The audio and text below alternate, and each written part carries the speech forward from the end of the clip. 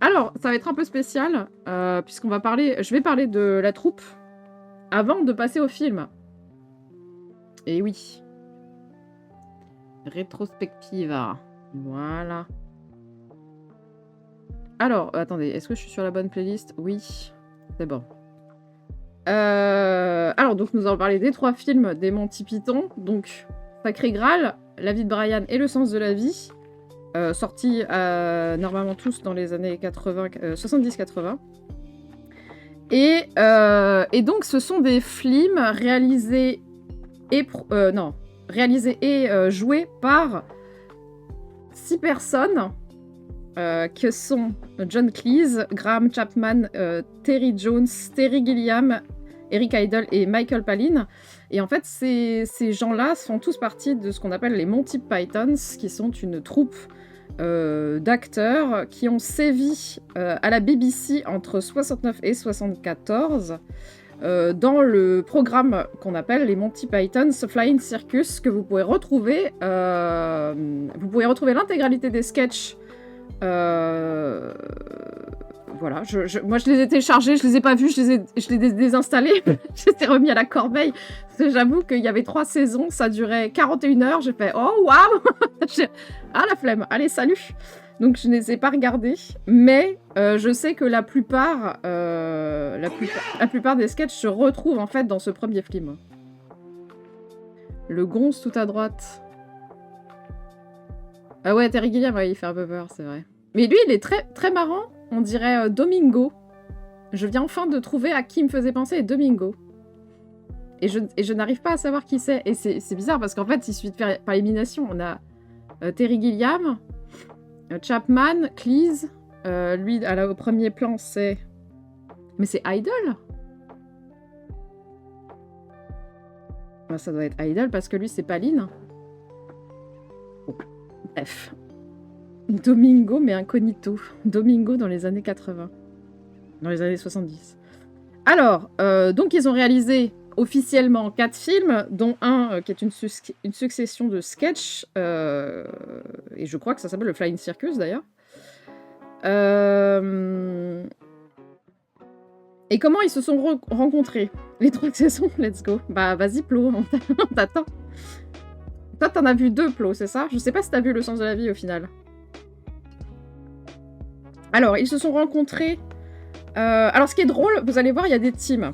En fait, Terry Jones et Michael Palin se sont rencontrés à Oxford. Ils étaient dans la même promo et ils se sont rencontrés à Oxford. Contrairement à John Cleese et Graham Chapman, qui, eux, se sont rencontrés dans la même promo à Cambridge. Sachant que Eric Idle est aussi de Cambridge, mais de la promo d'en dessous. Donc, ils n'étaient pas... Enfin, ils étaient ensemble, mais pas vraiment. Et ensuite, Cleese a rencontré Terry Gilliam aux États-Unis, à New York, pour je ne sais quelle raison. Et ce qui fait qu'en fait, ensuite, quand ils vont travailler pour faire leur sketch, ils vont exactement garder cette organisation, c'est-à-dire que les 2 Oxfordiens seront ensemble, donc John Palin vont former un duo. Cleese Chapman vont former un duo que Cleese va détester, dans le sens où Chapman est la personnalité la plus compliquée du groupe. Nous verrons pourquoi, et je veux bien comprendre que ça a été compliqué. Ensuite, Idle s'est retrouvé tout seul. En fait, lui, il écrivait tout seul. Et Gilliam, comme c'était l'animateur et qui faisait vraiment un travail un peu spécial, bah lui, il était vraiment dans son coin à travailler aussi tout seul. Donc voilà, nous avons 2 duos. Une personne qui travaille toute seule et un animateur, en gros. Sous une frite. Et Papillon, les 3 quarts. Ah ouais, c'est marrant. Ah ouais, t'as loupé la dernière scène. Miam miam.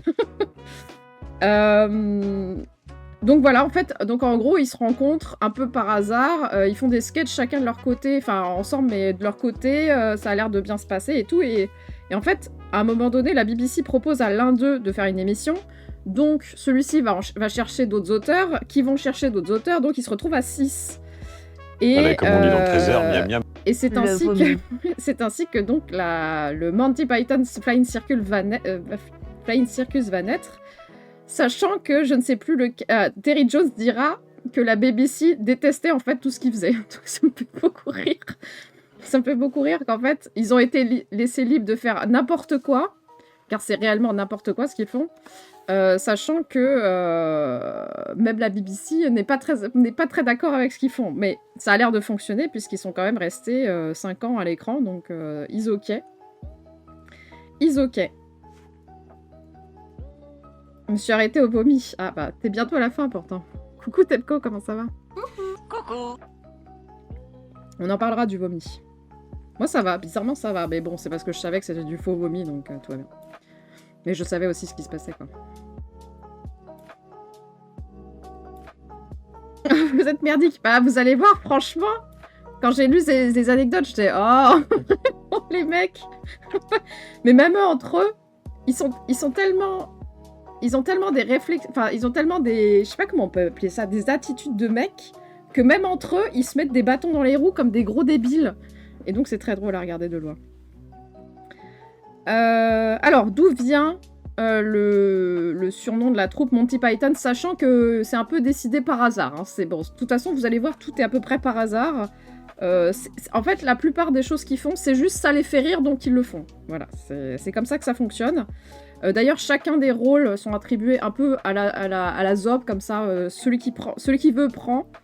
Sachant que des fois, ils sont quand même poussés en avant pour certains rôles parce qu'ils ont des statures qui leur permettent de jouer le rôle plus facilement. Genre, généralement, Chapman ou Cleese vont se taper les rôles de personnalités plutôt autoritaires, qui ont du bagou, qui sont voilà, qui ont une stature un peu plus haute que les autres, due à leur physique, quoi. Donc c'est comme ça que ça marche, comment ils se répartissent les rôles. Alors ça viendrait... Alors, il y a 2 sources pour Monty. Ça vient de Lord Montgomery, qui était un maréchal de la Deuxième Guerre mondiale, ou Mounty, ça veut dire un pilier de bar, en anglais. Voilà, je voulais choisir celle que vous préférez, parce que Montgomery, ça fait Monty, en fait, quand on l'abrège. Et Python, ça viendrait de Python, donc, qui est un serpent sournois, donc perfide, et ils trouvaient que Monty Python, ça allait bien ensemble avec la sonorité, donc voilà, ils ont gardé ça.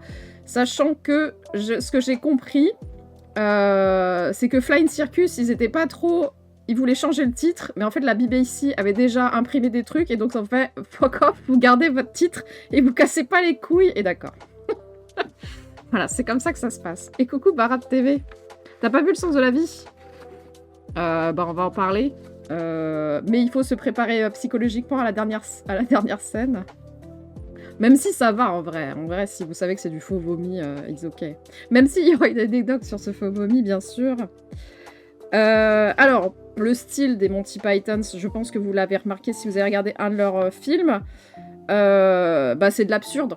De l'absurde pur, le renversement des codes, mais genre puissance 55, notamment, alors vous l'avez peut-être pas remarqué beaucoup dans les films, mais dans les sketchs, c'est systématique, ils vont foutre le générique de manière aléatoire, c'est-à-dire que soit il n'y a pas de générique, soit c'est le générique de fin qui commence, soit c'est le générique de début, puis celui de fin.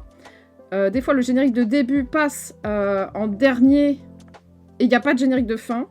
Des fois, il intervient à n'importe quel moment. Des fois, ils le font remonter à l'envers. Des fois, ils changent l'ordre. Enfin bref, voilà. Ils adorent jouer avec les codes, surtout avec le générique, je ne sais pas pourquoi. Peut-être parce que c'est l'élément le plus facile à voir pour les spectatrices. Voilà. Il y a aussi, bien sûr, des Deus Ex Machina, en veux-tu, en voilà, parce que des fois, ils savent plus terminer leur sketch, donc ils invoquent quelque chose, ça tombe. On l'a vu dans Sacré Graal, notamment. En fait, en gros... Ils savent pas terminer leur sketch et ils en ont rien à foutre, donc ils foutent un vieux Deus Ex au milieu et voilà, c'est comme ça, il faut prendre. Surtout que ils sont aidés par l'animation de Terry Gilliam, qui leur permet bien sûr de faire encore plus de n'importe quoi, notamment de tuer le narrateur, par exemple. C'est un scandale. Et c'est pas la fin qu'on aurait dû avoir de Sacré Graal. Ah, les sketchs trop longs. Ah, je me souviens pas. Enfin, bon. Après, c'est un film, donc... Moi, je l'ai pris comme un gros film, mais c'est vrai que si tu le prends par sketch, c'est sûr que c'est trop long. Mais je comprends ce que tu dis. Alors, donc je vous ai dit, il y a 2 teams, et ces 2 teams n'ont pas le même humour. Même si tout reste dans l'absurde, c'est pas le même humour, c'est-à-dire que vous pouvez retrouver En fait, on peut voir, à peu près, voir qui a écrit quelle partie des films ou des sketchs. Par exemple, si ça se base sur du verbal, donc c'est-à-dire des dialogues qui durent très longtemps, où les gens vont se répondre de façon énervée au tac, comme ça, c'est souvent du Cleese Chapman. Sachant que j'ai appris que, en gros, Cleese écrivait tout un sketch pendant que Chapman était là à rien foutre, et puis d'un seul coup il sortait une vieille idée de merde et l'autre il faisait putain incroyable, et tout était réécrit juste avec une idée de con que Chapman avait sorti au bout de 15 minutes pendant que l'autre travaillait, quoi. Donc ça avait l'air de fonctionner comme ça. Et ensuite, chez Terry Jones et Michael Palin, c'est plus du cartoon, de l'humour visuel. C'est-à-dire que si vous avez des plans où vous voyez des décors, ou si vous voyez des situations, des lieux, etc., c'est plutôt du Jones et du Palin. Et vous l'avez peut-être remarqué, c'est Terry Jones qui va réaliser les 3 films, sauf le premier où il sera en duo, mais nous en reparlerons. Donc voilà, c'est un peu logique que lui il soit plus visuel que ses camarades. Et Eric Idle, lui, son gimmick, c'est les jeux de mots. Donc si vous entendez des jeux de mots à n'en plus finir et qui sont pas, qui sont peut-être compliqués à gérer d'ailleurs avec la traduction, voilà, c'est plutôt de lui. Et bien sûr Terry Gilliam à l'animation, qui est dite agressive et violente, mais comme c'est de l'animation, ça passe. Voilà. Voilà, donc je vous annonce que Graham Chapman est mort en 89. Donc il est mort assez jeune, je crois, à 40 et quelques années. Je crois qu'il est mort d'un cancer de la gorge parce qu'il fumait la pipe depuis ses 15 ans. Ensuite, le deuxième à partir, ça sera Terry Jones en 2020. Ça, je ne savais pas, donc je l'ai appris. Voilà, et tous les autres sont encore vivants. Ils sont remontés sur scène en 2014. Et d'ailleurs, ils ont changé les paroles de la musique que j'ai mis, la musique du Cosmos. Ils ont retravaillé les paroles avec des astrophysiciens pour qu'elles collent plus à ce qu'on sait maintenant.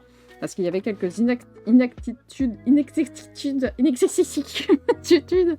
de l'époque. Donc voilà, c'est rigolo de savoir qu'en fait, ils ont écrit les paroles pour que ça soit plus accurate.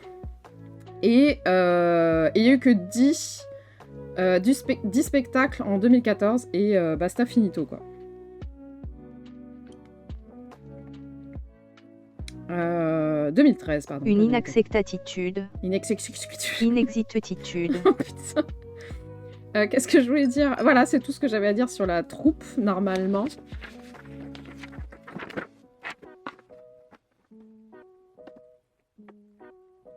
Donc on va passer à Sacré Graal. Les 2 neurones. Ah, ça va, on les partage ensemble.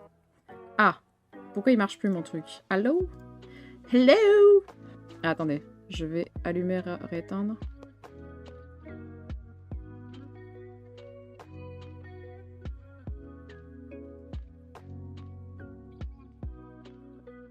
Je sais pas pourquoi mon logiciel a disparu. Disparu! Ah, voilà. Voilà. Bien sûr, j'ai mis les Français avec leur tête d'œuf. Bref, Sacré Graal, sorti en 75 de Terry Gilliam à la technique et Terry Jones à la comédie. On va les trier comme ça, même si ça n'a pas été forcément très clair. Qu'est-ce que vous en avez pensé? Moi, c'est un film que j'ai vu littéralement plus d'une dizaine de fois, voire plus. Donc je connais littéralement les répliques par cœur. Avec ma sœur et mon père, on connaît tout. On répète souvent tout. Enfin voilà, c'est un des films gimmicks de ma vie. Donc, pas beaucoup de découvertes à ce niveau-là. Mon préféré des 3, bah, ce qui est drôle, donc je vous l'annonce tout de suite, c'est le moins aimé de tous les films qu'ils ont fait ensemble. Pourquoi? Parce que le tournage a été une catastrophe. Et nous allons le découvrir. Donc voilà, pour eux, c'est le pire film. Effectivement, moi, je trouve que c'est le meilleur. Même si je comprends qu'ils aient beaucoup apprécié Le Sens de la vie. Parce qu'il regroupe, en fait, toutes les critiques qu'ils ont à faire à ce moment-là. Donc je pense que Le Sens de la vie, c'est leur film politique à eux. Et c'est pour ça qu'ils le préfèrent. Et La vie de Brian s'est tellement bien passé en termes de tournage qu'ils l'apprécient beaucoup. Et nous verrons que ça a fait tellement scandale que ça a dû leur faire bien plaisir parce que ils ont l'air d'être un petit peu coquins à ce niveau-là.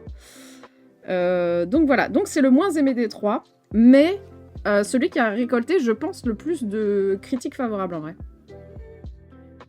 Les moyens étaient impressionnants. Oui, bah tu vas voir, c'est... quand on sait ce qu'ils ont fait du budget... J'ose pas imaginer si ils avaient respecté la feuille de route, en vrai. Alors, donc Sacré Graal est devenu un petit peu une référence, en vrai, en termes d'humour et de référence, d'ailleurs, dans le monde, puisque beaucoup de jeux vidéo en font des hommages, notamment avec la Sainte Grenade. Coucou Loïc. Le lapin qui est tout mignon, mais qui est en fait un tueur. Le vigile. Visiblement, il y a un vigile qui a l'air de revenir beaucoup dans les jeux vidéo. Donc, voilà, quoi. Feld up. C'est ça, nous y reviendrons. On va beaucoup rire. Putain. Alors, donc je vous ai dit qu'ils se sont produits en fait à la BBC avant de faire leur film. Oui, c'est ça. En fait, ils ont arrêté leur émission et direct après, ils ont fait Sacré Graal.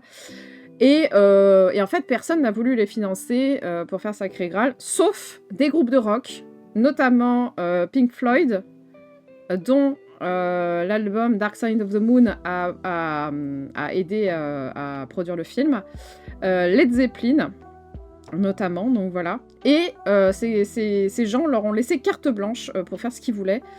Et nous reverrons que cette configuration arrivera plusieurs fois pour leur film. En gros, ils reçoivent l'aide de personnes qui ne sont pas du métier et donc on voit bien que leur humour dépasse en fait le cadre de leur domaine et c'est assez drôle quoi. C'est un outil mystère, putain, Mickey et ses gants de... Je sais pas si vous avez remarqué, mais à la fin du film, il n'y a rien. Il n'y a pas de générique, il y a juste un vieux fond noir dégueulasse. Eh bien, sachez qu'à Cannes, pour la première représentation, il y a eu une alerte à la bombe juste à la fin de ce film et tout le monde a cru que c'était une bonne grosse blague. Parce qu'en fait, le générique qui n'apparaît pas plus l'alerte à la bombe, ça a fait que tout le monde est en mode « Ah, trop drôle, ça fait partie du film !» Non, pas du tout. Voilà, voilà. Mais il s'est rien passé, hein. C'était juste voilà, une alerte à la bombe et il s'est rien passé de plus. Mais tout le monde en a rien eu à foutre. Un peu comme moi, quand j'étais allée voir je sais plus quel film, il y avait de la fumée dans la salle et moi j'étais en mode « Non, mais je bougerai pas, en fait, je veux faire mon film, en fait. » Donc voilà. On peut être un peu con devant les films. Les Noix de Coco ont fait partie de la première version du script parce que c'était trop cher d'acheter un cheval, donc il fallait trouver un remplacement. Et dans la première version du script, le Sacré Graal devait être trouvé chez Harrods. Pour ceux qui ne savent pas, Harrods, c'est un magasin extrêmement connu de Londres où on peut acheter toutes sortes de choses. C'est un peu notre... comment ça s'appelle déjà ce truc-là pas les Galeries Printemps, mais à côté, la bonne je sais pas quoi, là. Merde. Putain, moi... Oh là là, je suis trop parisienne, je sais tout. Voilà. Donc, personne ne bougeait et tout le monde était à côté à son taf en mode... Ouais, c'est ça. Tout le monde s'en fout. Donc voilà, ça c'était la première fin. Donc est-ce que t'aurais... BHV? Non, l'autre truc. Le Bon Marché, voilà, un truc comme ça. Le Bon Marché. C'est Le Bon Marché en anglais. Donc voilà, Guettares, est-ce que tu préfères la première fin ou la deuxième fin? Dieu est représenté par le photographe W.J. Grace. Voilà, c'est une information, je vous la donne, vous en faites ce que vous voulez. Je ne sais pas qui est W.J. Grace de toute façon. Ah oui, alors la scène de la sorcière, je l'ai revue 2 fois pour vérifier cette information parce que j'avais jamais tilté et c'est bien fait parce que vraiment, en gros, comme ils sont habitués à... En fait, leur humour vient de la télé, mais des sketchs où il y a une caméra qui tourne et puis basta, un petit peu comme au théâtre, en gros. Eh bien, ils reproduisent ça dans leurs films. C'est-à-dire que c'est des scènes où la caméra est assez large pour voir beaucoup de gens à l'écran et on n'arrête pas la scène. Donc, le principe, c'est de ne pas rire. T'es pas censé rigoler. Sauf que ces petits bâtards, ils se font des feintes entre eux. Donc en fait, pendant la scène de la sorcière, il y a littéralement tous les acteurs qui ont au moins une fois dans la scène essayé de ne pas rigoler. Sachant que y a un moment où John Cleese, donc celui qui est à l'arrière, en fait ils sont 3, je sais pas si vous vous souvenez, c'est la scène où ils sont un peu en contre-plongée, il y en a 2 à l'avant, 1 à l'arrière, et ils discutent de comment... Enfin, ils répondent aux questions du chevalier, quoi. Il y en a un avec une faux à l'avant, il y a le petit à côté, et ensuite derrière il y a John Cleese. Et en fait John Cleese, il devait répondre à la question, mais il changeait le timing de ses réponses entre chaque prise. C'est-à-dire que des fois, il y allait direct et des fois, il attendait 20 minutes. Sauf que dans celle que l'on voit, celle qu'ils ont gardée, il met littéralement 15 secondes à répondre. Et en fait, celui qui est devant avec sa faux, il la mange parce qu'il est en train de rigoler. En fait, il sait qu'il va se mettre à rigoler que l'autre mettre 6 ans à répondre. Et donc, il commence à bouffer sa faux. Et effectivement, on le voit manger sa faux. Et pareil, le petit tourne la tête en mode vite, trouver quelque chose. Donc voilà, on peut les voir essayer de garder leur calme. Et je pense qu'on peut en retrouver plein de ce genre de situations dans leurs films. Tout à fait, what the fuck. Oui, quand t'es gamin, tu comprends ce qui t'arrive. C'est sûr, moi aussi, hein, à chaque fois j'oublie cette fin, à chaque fois je me dis, ah mais oui, c'est vrai. Alors, l'anecdote sur le lapin. Donc, c'est un vrai lapin. Un vrai lapin qu'ils ont loué à un propriétaire de lapin. Et ils l'ont plongé dans la peinture rouge. Et ils étaient sûrs que ça pourrait se laver. Voilà. Ils étaient sûrs. Évidemment, c'est impossible à laver. Et ils se sont demandé s'ils allaient pas racheter un lapin. Juste pour pas que ça se voit. Et finalement, ils l'ont rendu un peu rouge, quoi. Et le propriétaire du lapin les a engueulés comme du poisson pourri. Mais ça va, le lapin n'a rien, en fait. C'est juste de la peinture, ça lui fera rien. C'est de la peinture qui pouvait lécher et tout. Mais voilà, quoi. Putain. Donc voilà, ils ont rendu le lapin en mauvais état. Et un des acteurs a dit sur les tournages, les pires personnes sont les propriétaires d'animaux. Je veux bien croire. Alors, plusieurs choses à propos du tournage de Graham Chapman. Vous allez voir, c'est assez triste, en vrai. En vrai, c'est assez triste. Donc, Graham Chapman, à la fin du Flying Circus, a commencé à beaucoup boire. Et tellement, en fait, qu'il est devenu grave alcoolique. Et le tournage s'est fait en Écosse, dans des endroits extrêmement reculés, donc... tu vas te faire foutre pour ta boisson. Donc, il s'est mis à avoir des symptômes de delirium tremens. Si vous ne savez pas ce que c'est comment on peut dire ça? C'est le sevrage violent et pas adapté du tout à l'alcoolisme. C'est-à-dire que l'alcool, c'est la seule drogue que vous ne pouvez pas lâcher du jour au lendemain comme ça. Vous pouvez en mourir. Et ce qu'on appelle le delirium tremens, c'est les symptômes juste avant de clamser. Donc, il était en train de trembler, et en fait, vous pouvez le remarquer, en fait, sur les images, ça se voit, il est souvent assez pâlo, on peut voir qu'il sue un peu, il tremble, et en fait, la première scène qu'ils ont tournée, c'est celle du pont, avec le mec qui pose ses 3 questions. Sachant que ce pont est réel, il existe réellement, et donc si t'es atteint de vertige, c'est mort, tu ne peux pas y aller. Et ils doivent marcher sur une espèce de corniche qui est vraiment à falaise. Bref, tous les décors sont vrais, donc voilà quoi. L'impossible du groupe, ouais. Eux, il faisait froid et tout, c'était insupportable. Et encore, j'ai d'autres trucs à vous dire. Et pour couronner le tout, c'est le seul à porter une armure de 11 kilos. Sur le dos, parce que tous les autres, c'est des pulls, mais teints en argenté pour faire croire que c'est des armures. Donc voilà, un premier jour de tournage vraiment où on est au summum de la rigolade. Donc lui, il peut pas tourner en fait parce que il va juste tomber dans le vide. Donc voilà.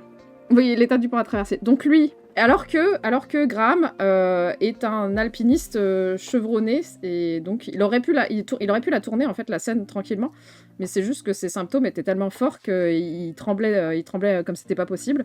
Donc, ils l'ont doublé. Ils ont doublé un autre acteur qui ne pouvait pas y aller non plus parce que le vide. Et en fait, il y en a qu'un seul des 3 que l'on voit traverser le pont qui le fait réellement. Lui, il a réussi à le faire, mais voilà. Donc, très bonne première journée de tournage. Ça fait bien plaisir. Ensuite, autre petite anecdote. Et donc, je vous ai dit, c'est des endroits reculés. Donc, les hôtels, dans les années 75, c'était pas ça. Il y avait peu de douches et une quantité d'eau limitée. La chaleur... Ah non, c'est pas qu'il faisait froid, il faisait très chaud. En Écosse, l'été. Moi, je trouve ça improbable. Mais voilà, pour eux, il faisait beaucoup trop chaud. Donc, il fallait tirer à pile ou face qui c'est qui allait se doucher en premier. Voilà, donc ils sont passés un sale quart d'heure aussi à leur hôtel, ils pouvaient même pas se détendre là-bas. Attends, Guetares, parce qu'il y a aussi l'anecdote du fait que Graham a aussi eu des... comment on appelle ça, il a aussi fait des études de médecin, et c'est pour ça il joue souvent le médecin. Donc voilà. Et vous verrez qu'il y a un autre acteur qui utilisera ses connaissances du passé dans un des films. Dans un des films, ouais. Et oui, en fait, tout leur sert dans leur film. Mais oui, ça doit être ça, l'alpinisme. Ouais. C'est le seul qui pouvait le faire, quoi. Voilà. Qu'est-ce que j'avais écrit? Ça, c'est bon. Donc voilà, tournage en Écosse. Normalement... Mais ça de côté pour plus tard, putain. Tournage en Écosse. Normalement, ils avaient d'autorisation pour tourner dans des châteaux plutôt connus d'Écosse et appartenant au domaine public. Mais les personnalités, les politiques ont lu le script et ont dit « Non, ça ne va pas. Ce n'est pas accurate avec la réalité. Vous ne pourrez pas tourner ici. » Bon, et voilà. Donc, ils ne sont pas démontés. Ils ont trouvé quand même 2 châteaux privés, donc ils ont loué ces 2 châteaux qui étaient à des personnes. Le château de... Alors, je crois que c'est Doon, et le château de Stalker, c'est pas une blague. Et certaines scènes, notamment celle où l'autre court pendant des heures, là, vous savez, où il y a un plan contre champ, où il y en a un qui court, mais qui n'avance pas, là. Bah ça, c'est dans un parc. Et pareil, quand l'autre rampe dans des ronces, c'est dans un parc au milieu de Londres, donc il y avait des badauds et tout qui passaient, et je crois que c'est le petit Michael Pine qui rampe dans ces trucs, et en fait, entre 2 prises, il attendait avec tout son costume, et il discutait avec les badauds qui passaient dans le coin, habillés en chevalier, quoi. Il fait de l'alpinisme dans un bureau, il casse tout. Ouais, bah oui, ça m'étonne pas. Voilà. Alors, la patte de gorille qu'on voit là dans une des animations de Terry Gilliam, bah, c'est la main de Terry Gilliam. Et la petite main humaine qu'on voit qui tourne les pages, c'est la main de sa femme, Maggie Wester. Voilà. Dans le combat entre... Alors, il y a deux phases. Dans le combat avec lui, là. Bah, voilà, juste là, juste avant, donc il se bat avec un chevalier qui est le Chevalier Vert. Il s'appelle comme ça. J'avais même oublié qu'il existait le Chevalier Vert. Et donc, c'est les 2 acteurs... Ces 2 acteurs de la troupe qui ont incarné les 2. J'ai pas noté leur nom. Et en fait, ils ont trouvé ça tellement rigolo qu'ils ont refusé d'être doublés pour la scène. Et donc, ils ont fait n'importe quoi avec leurs épées comme ça. Et donc voilà.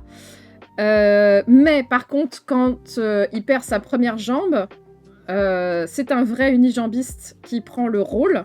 Donc c'est pour ça que... Enfin, c'est pas du trucage, c'est vraiment une personne qui n'a qu'une seule jambe. Et ensuite, quand il perd ses 2 autres jambes, là, c'est facile. Il suffisait juste de creuser un trou dans le sol, d'y mettre la jambe de la personne, et basta finito. Et quelqu'un a dit, c'est bien pratique, on n'aura qu'à creuser un seul trou. Voilà. Ils prennent tout à la rigolade. Et bien sûr, quand il perd sa 2e jambe, on voit qu'il est porté comme ça, parce qu'en fait, c'est un vieux fil, et c'est une vieille jambe qui est baladée, quoi. Donc voilà. Pour planquer sa jambe, bah voilà, il ne l'a pas planquée.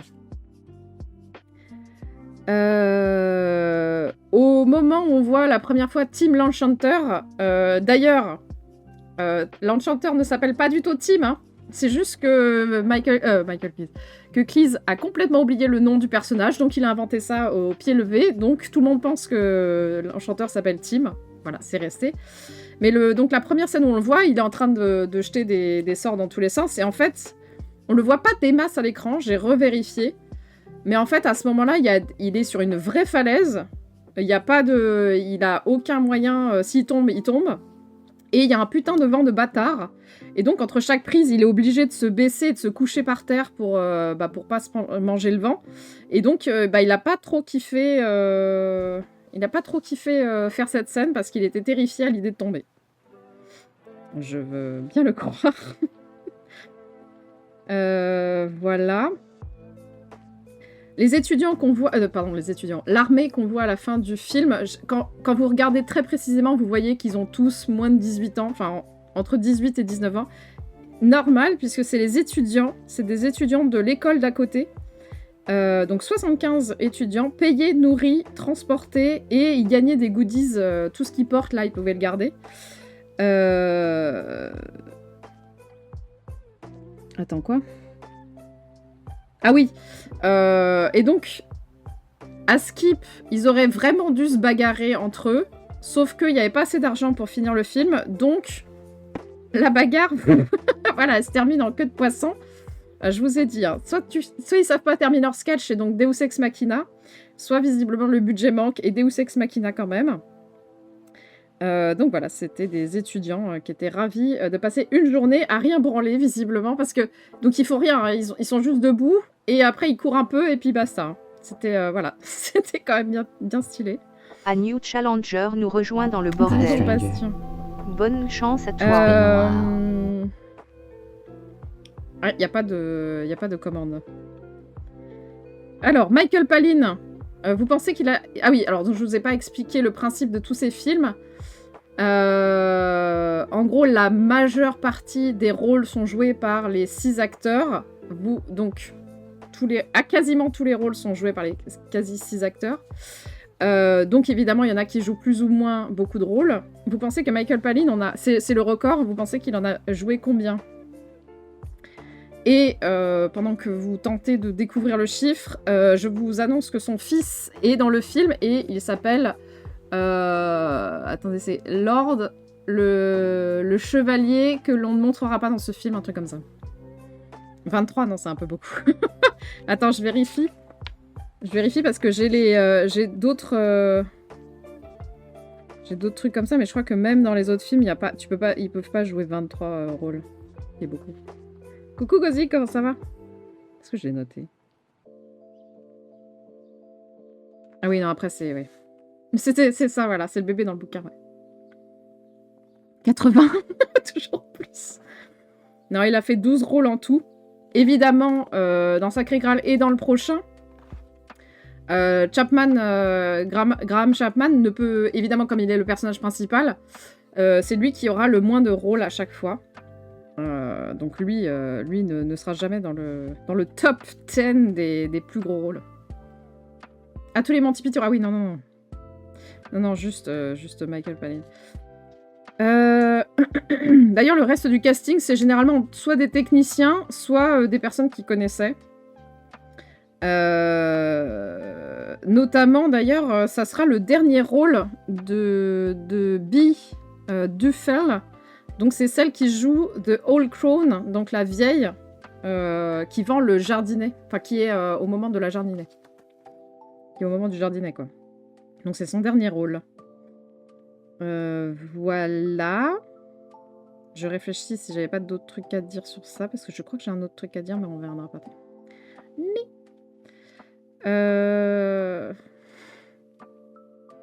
Ah oui. Ah, ça, j'aime bien cette anecdote. Je la trouve très mignonne.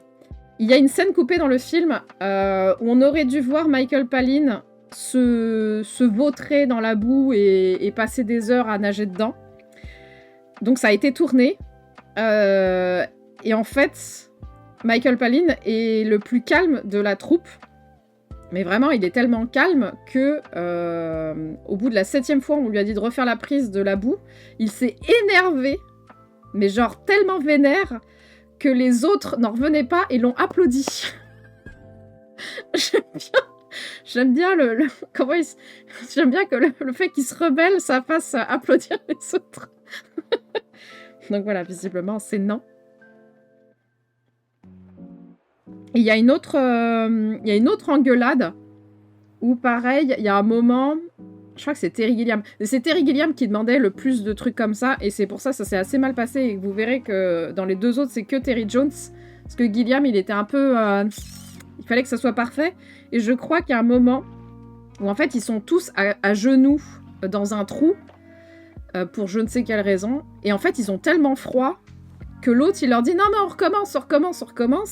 Il y a un moment, en fait, il recommence tellement que le soleil se couche, et là, il fait « Oh là là, regardez la lumière sur le casque de machin, venez, on la refait !» Et là, je crois que tous se sont énervés contre lui en mode « Non mais va te faire foutre avec tes conneries !» Et donc, voilà, sa scène, il pouvait se la foutre au cul, je crois. Dans la même règle qu'on la reprendra à RTT. Bah déjà, franchement, c'était quand? C'était hier? C'était lundi? Vendredi? Ah, c'était vendredi.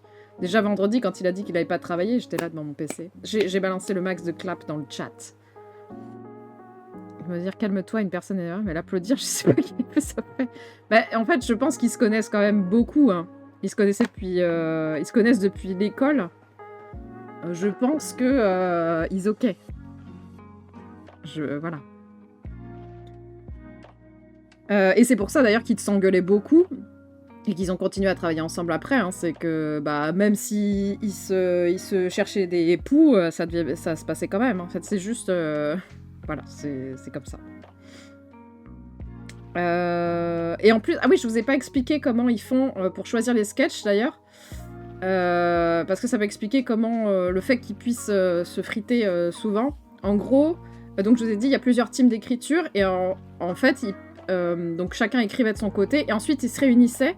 Chaque groupe lisait le sketch aux autres en essayant de faire valoir que c'était drôle, etc.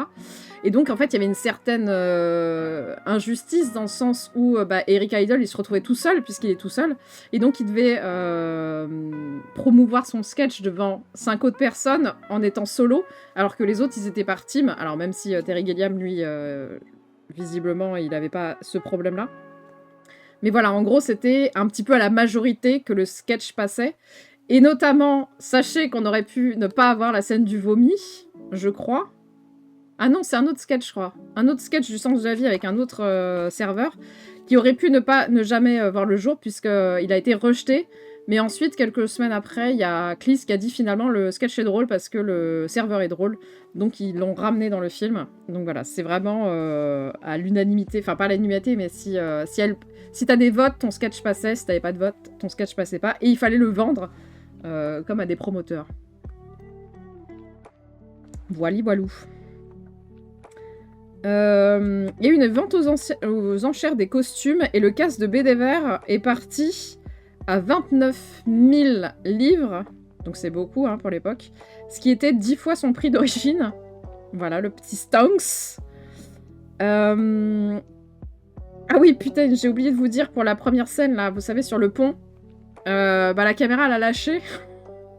Donc en fait, ils ont tout tourné sans le son, parce que je ne sais pas, enfin, ils savent pas ce qui s'est passé, mais en fait, la caméra, elle a bugué au niveau du son. Donc voilà. Beaucoup de pages. Ah, c'est une bonne bible. Dans les interviews, pendant la promotion du film, tout le monde a demandé... Enfin, tous les journalistes demandaient « Alors, c'est quoi le prochain film ?» Et Eric Idle, il en est ras le cul de cette question, donc il a répondu « Jésus-Christ, la soif de gloire », qui a ensuite, par hasard, donné la vie de Brian. Parce qu'en fait, c'était pas du tout prévu. Mais pour le LOL, il a quand même donné cette réponse. Et finalement, c'est presque vrai, en vrai. Au Japon, le titre du film, donc Sacré Graal, s'appelle Holy Sake Cup. Donc, la coupe de saké sacré. Voilà. Donc, je trouve ça assez drôle aussi. Les emblèmes sur chaque armure, chaque plastron sont très symboliques et représentatifs. Tu vas faire remarquer que l'autre avait une poule sur son blason. En fait, en héraldique, elle tourne le visage à droite. si je me trompe pas. Et donc, ça veut dire qu'elle va fuir. En fait, c'est négatif d'avoir une poule dans ce sens-là, parce que ça veut dire qu'elle se casse du champ de bataille. Et, comme on l'a vu, si Robin, bah, il n'est pas très, voilà, il n'est pas très courageux. Donc, ça lui va parfaitement à la poule. On voit que... alors là, je fais tout de mémoire. Hein. On voit que... Merde, comment il s'appelle? Arthur a un soleil... Bah, je peux les voir là. A un soleil, donc c'est pour représenter sa royauté. Je sais plus les autres. Il y a la connaissance avec l'arbre, je crois. Un truc comme ça, quoi. Chevalier poule mouillée, exactement. Non, mais c'est ça. Mais c'est juste qu'en héraldique, c'est représenté physiquement, en fait. Parce que la poule ne regarde pas du bon côté.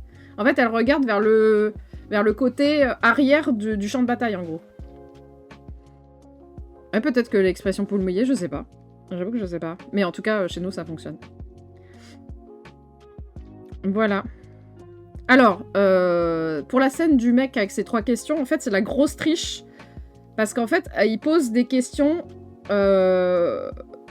qui sont pas correctes si on se base sur l'époque dans laquelle ça se place. Donc à peu près 940, un truc comme ça. En gros, il demande à un moment quelle est la capitale de l'Assyrie. Et le problème, c'est qu'à ce moment-là, il n'existe pas de capitale en Assyrie. Donc, effectivement, il ne pouvait pas répondre à cette question. Et ensuite, tout le truc avec les hirondelles, c'est impossible. Hein. Des gens ont vérifié et des gens ont fait des calculs très précis. Et il aurait fallu que ça soit des hirondelles de je sais plus combien de poids pour pouvoir porter une noix de coco, qu'elles soient d'Afrique ou pas. En tout cas, les hirondelles d'Angleterre ne pouvaient absolument pas le faire. Donc de toute façon, c'était finito pipo. Sachez que Elvis Presley était très très fan de ce film. Voilà, ça vous fait tous une belle jambe, mais vous êtes ravis de le savoir. Ah voilà, je vous ai dit que Gilliam était très très chiant sur le tournage. Ça s'est bien ressenti parce qu'en fait, il prenait les gens pour des marionnettes. Un petit peu comme... en fait, il faisait exactement la même chose que dans ses animations, sauf qu'il avait oublié que bah, c'était des gens et pas des bouts de papier. Mais c'est aussi lui qui a designé le bateau à la toute fin. Et les 5 autres ont adoré le design. Donc voilà, il n'était pas si méchant que ça, sinon il aurait viré de la troupe depuis longtemps, je pense. Le fait qu'il y ait des arbustes, donc les Shrodeni, là, je sais jamais le dire correctement. Mais en fait, donc les chevaliers qui Disney, ils veulent des arbustes, enfin un petit jardinet là. Et en fait, le jardinet n'aurait absolument pas dû se retrouver dans ce script. En fait, c'est une erreur de Douglas Adams. Et alors là, vous allez dire, mais c'est qui ce Douglas Adams? Eh bien, c'est en fait l'auteur du Guide du voyageur intergalactique. Et il est surnommé le 7e Monty Python parce qu'en fait, il a participé énormément à l'écriture de beaucoup de sketchs et de beaucoup de films. Et en fait, il n'est jamais crédité, mais ses idées sont là. Et en fait, il avait dû proposer ça. Ça avait dû être noté en mode bas les couilles. Et en fait, c'est resté. C'est resté dans le script final. Et donc, c'est pour ça qu'on se retrouve avec des jardinets. C'est qui ce Douglas Adams? Donc voilà, je vous ai dit que c'était... Leurs films sont vraiment filmés comme des sketchs, comme au théâtre. C'est-à-dire qu'on doit voir tous les visages dans le même plan, comme ça. Déjà, tu gagnes du temps. Et en plus, c'est plus drôle, parce que t'as les réactions de tout le monde. Et souvent, comme c'est de l'humour absurde, tu vois que les gens réagissent pas, et donc ça te fait encore plus rire, parce que ça n'a aucun sens que ces personnes ne réagissent pas, alors qu'on est en train de leur dire vraiment n'importe quoi. Voilà. Donc Graham, comme dans... D'ailleurs, c'est le même chiffre que dans La vie de Brian, ne jouera que 4 rôles. J'avoue que dans celui-là, je ne sais plus lesquels c'est, à part le roi Arthur. Mais je sais, dans La vie de Brian, je sais lesquels. Enfin, je les ai repérés. Même si, en fait, j'en ai que 2 en tête. Donc Brian, le pote... Ah, c'est Dicus Bicus. Bigus. Et après, je ne me souviens pas des autres. Mais on le remarque assez. Voilà. Alors, Terry Gilliam, en fait, dans Terry Gilliam, je le vois pas beaucoup dans les films, mais il est là. Et il meurt 4 fois dans ce film. 0 mort pour John Cleese et Terry Jones. Donc, ça en fait le Monty Python qui meurt le plus souvent dans les films. la mort du dessinateur, comme je vous l'ai dit, c'est vraiment un full Deus Ex parce qu'ils avaient aucune idée de comment virer la grosse bestiole.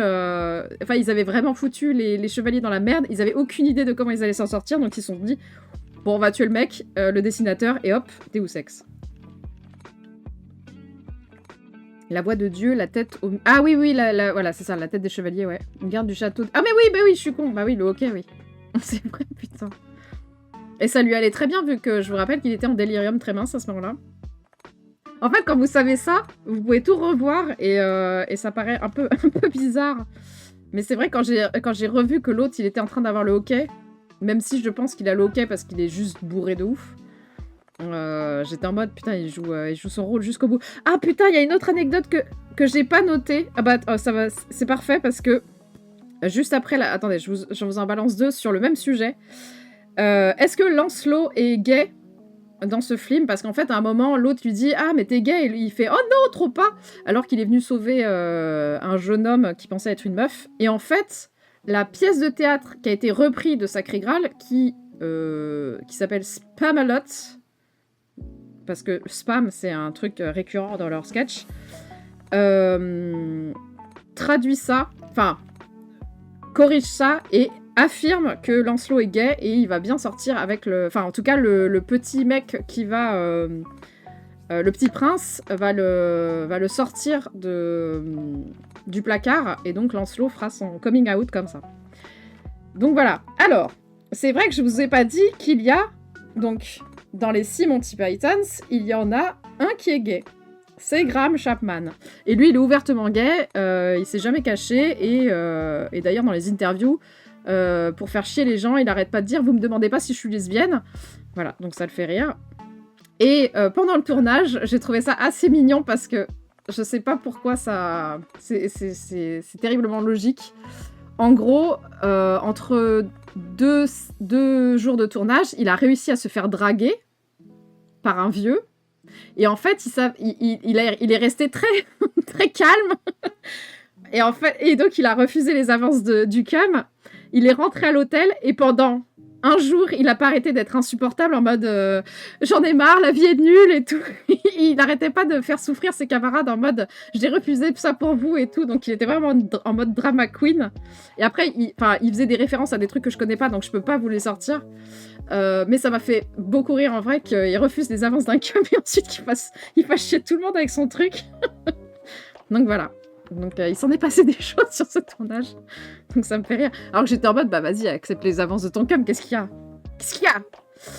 donc voilà. Ah oui, d'ailleurs, il y aura une autre anecdote. Est-ce que j'espère que je l'ai noté. Rappelez-moi de vous, si je l'ai pas noté. Si je pense que je l'ai noté, c'est obligé. Ce genre d'anecdote, je suis obligée de les noter. Ou alors des fois, je les note pas parce qu'elles me font trop rire et je sais que je vais m'en souvenir. Et effectivement, je m'en souviens.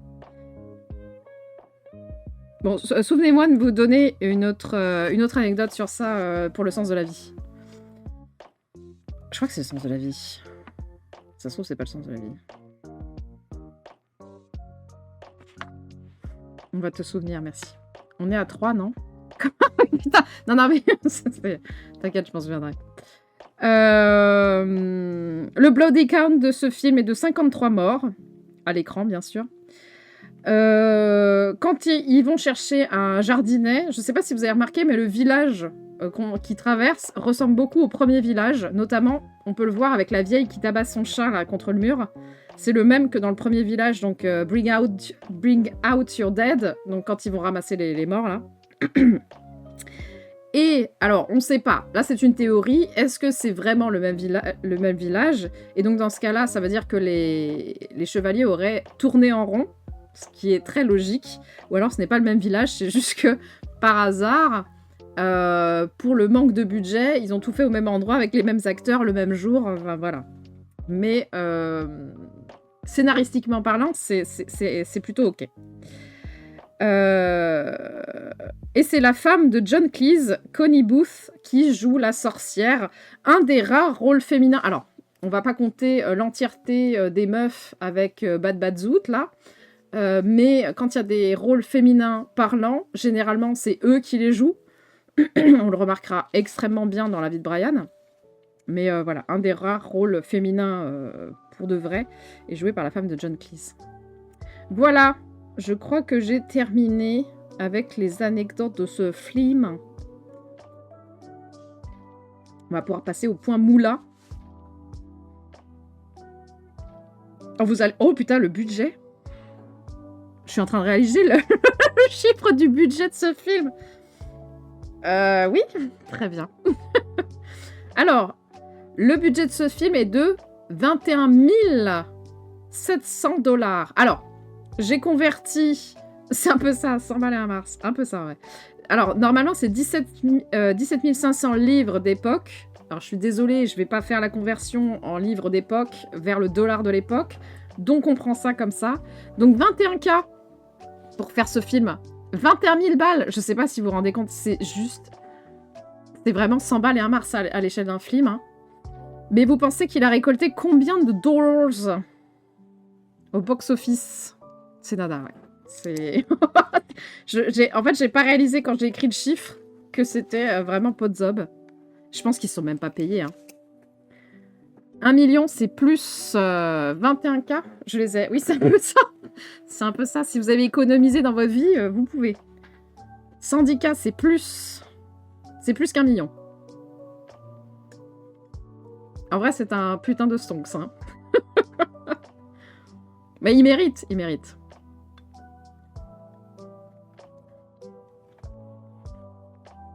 « 2,7 c'est plus. 1,9 million c'est plus. Je suis vraiment au juste prix, ça me fait trop rire. Allez-y, déchaînez-vous. Release the money.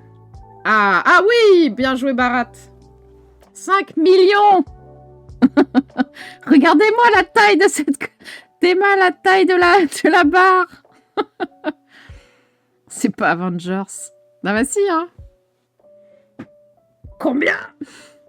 5 millions de dollars. Voilà, 5 millions de dollars. Comme quoi, si vous êtes soutenu par Led Zeppelin et Pink Floyd, hein, ça peut le faire. Non, en vrai, c'est exceptionnel. C'est exceptionnel parce que... Mais en vrai, je pense qu'ils avaient une certaine base avec leurs sketchs. C'est juste que dans le milieu, tout le monde les a pris pour des gros clowns. Ce qu'ils sont hein, en réalité. Et ce sont des putains de gros clowns. Vraiment, je pense que le tournage a juste été une catastrophe. Quoi. Coucou le marque-page. A été une catastrophe sans nom. C'était leur premier. Et pourtant, ils tournaient à domicile. Hein. Je vous rappelle qu'ils sont anglais. Ils ont tourné en Écosse. C'était quand même pas la mer à boire. Mais ça s'est très mal passé. Mais voilà. Après, ce qui est bien, c'est qu'avec ce succès, eh bien, ils vont pouvoir enchaîner avec La vie de Brian, sortie en 79, réalisée uniquement par Terry Jones et, j'ai envie de dire, bravo, parce que Terry Gilliam avait l'air d'être quand même un gros casse-couille, et il est quand même mieux dans son coin, je trouve. Mais parce que nous allons voir qu'il a bien eu son heure de gloire sur Le sens de la vie. Et cette anecdote me fait trop rire. Alors, La vie de Brian, il y a moins de choses à dire, mais vous verrez, il y a moins de choses à dire aussi sur Le sens de la vie. Donc, je pense que cette rétrospective va être assez courte. La vie de Brian, donc tournée en Tunisie. Alors là, ils ont adoré. Il faisait chaud, il faisait beau, le temps était parfait. Donc, ils avaient l'air d'avoir des moyens, un peu plus de moyens, puisque là, le budget n'est pas de 21K, mais de 5 millions. Je sais pas s'ils ont tout réinjecté de ce qu'ils ont gagné. Je pense pas, c'est pas possible. Mais voilà, ils avaient de l'argent pour faire ce film. Ah mais non, je suis con. Puisqu'en fait, le film a été financé, tenez-vous bien, par George Harrison, qui est un ex-Beatles, qui en fait, donc ils se sont fait larguer, hop là, par leur maison de production, qui a lu le script, qui a fait « Oh no !» Oh no, oh. La maison de production a vu les emmerdes arriver avec le ton du film, en fait, puisque c'est littéralement une satire de la religion, et non pas des personnes religieuses, mais aussi une critique ouverte des mouvements politiques, notamment anglais. Donc vraiment, ils étaient en mode « Oh, ça sent la merde, on se casse !» Donc, littéralement à une semaine du tournage. Donc ils ont fait jouer leur relation et George Harrison, donc un ex-Beatles, a financé quasiment entièrement le film. Et il a notamment créé la société de production qu'on voit au tout début du film, juste pour ce film. Après, je sais pas s'il s'en est servi pour d'autres trucs. Mais voilà. Voilà. Alors, les 6 acteurs vont jouer au total 40 personnages.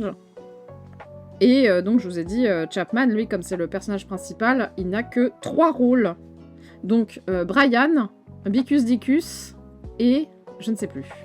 Je ne sais plus lequel. C'est un peu plein, bah un petit peu, ouais. Voilà, donc je vous laisse imaginer qu'avec ce film, la sortie, ça fait une polémique religieuse gigantesque, mais genre gigantesque. Hein. C'est-à-dire que les 3 religions, donc les juifs, les chrétiens, les deux factions chrétiennes, hein, les 2 factions, donc bien les... Enfin, je crois que c'est ça. Enfin bref, je sais plus. Enfin, il y avait 3 religions, je sais plus laquelle. Je crois que c'est pas les musulmans, ils se sont pas trop mêlés de ça. Mais bref. Et en fait, ça les a fait tellement rire que les religieux se mettent tous ensemble que je sais plus lequel des 6 a dit « C'est incroyable, en un film, on a réussi à les réunir alors que c'était pas arrivé depuis 2000 ans. » Et j'avoue que ça me fait beaucoup rire. Des révolutionnaires sur le régime romain au moment du Brexit. Ah oui, bah oui. C'est un peu ça. Tiens, je vais me payer un film. Bah oui. Et attends, parce qu'il y a encore une anecdote, pardon. Mais c'est vrai que tu me fais rappeler que dans la chanson Look Always the Bright Side, à la toute fin, vous pouvez entendre que le chanteur dit « Non mais vous vous rendez compte pourquoi ils ont payé ?» Et en fait, il s'adresse directement à George Harrison, en fait. Le Rabbit Hole. C'est toujours ça avec les anecdotes. Donc voilà. Alors, malgré la polémique religieuse, donc aux États-Unis, en Irlande, il a été interdit en Irlande pendant très longtemps, ouais, pendant plusieurs années. Donc, il a eu des interdictions dans certains pays. Et bien, malgré tout ça, il y a eu un gros engouement du public pour ce film. Tu m'étonnes. Quand les religieux te disent « Ne va pas voir ce film », qu'est-ce que tu fais ? Tu vas voir ce film. Donc voilà, ça leur a bien servi. Alors, on va partir maintenant sur les anecdotes de tournage. Graham, dans la scène où il se retrouve tout nu devant 2000 personnes, eh bien, il est réellement tout nu devant 2000 personnes, sachant que donc c'est que des gens du coin, c'est que des locaux. Enfin, la plupart sont des locaux, et vous verrez que la plupart des scènes où il y a du public, c'est vraiment tous des locaux. Et quelqu'un lui a fait remarquer qu'il n'était pas circoncis. Donc qu'est-ce qu'ils ont fait ? Ils lui ont scotché la bite.